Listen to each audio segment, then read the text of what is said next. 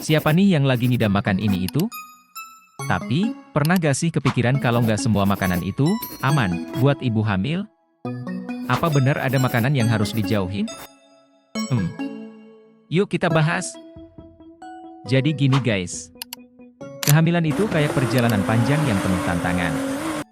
Bukan cuma soal menjaga kesehatan diri sendiri, tapi juga buat si kecil yang lagi tumbuh dalam perut. Salah satu hal penting ya makanan. Ada makanan yang super bagus buat ibu hamil, tapi ada juga yang mending dihindarin deh. Berikut adalah beberapa daftar makanan yang sebaiknya dihindari oleh ibu hamil. Pertama, daging mentah atau setengah matang.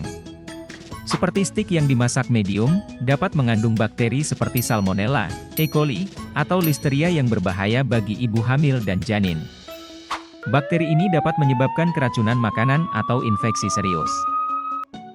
Kedua, ikan dengan kandungan merkuri tinggi.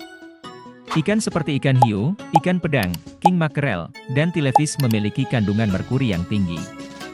Paparan merkuri yang berlebihan dapat mengganggu perkembangan otak dan sistem saraf janin. Ketiga, produk susu yang tidak dipasteurisasi.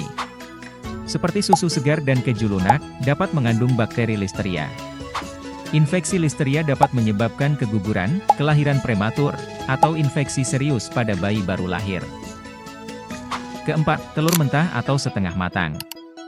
Berisiko mengandung bakteri Salmonella, yang dapat menyebabkan keracunan makanan.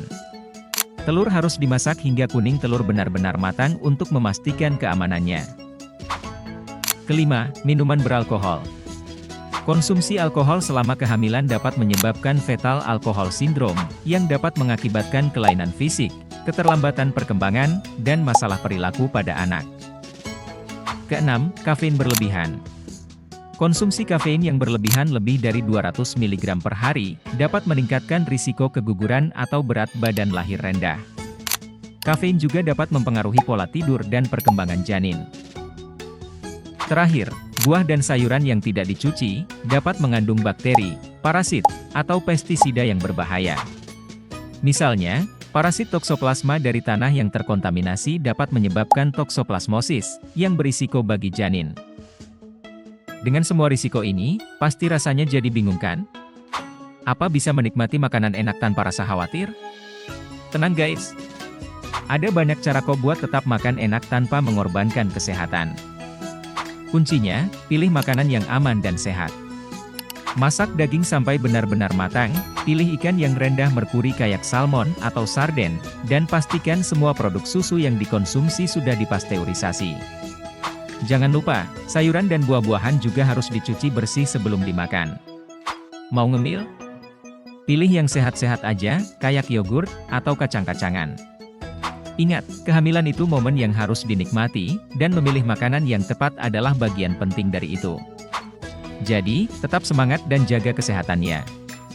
Kalau masih ada pertanyaan atau mau sharing pengalaman, langsung tulis di kolom komentar. Sampai jumpa di video berikutnya.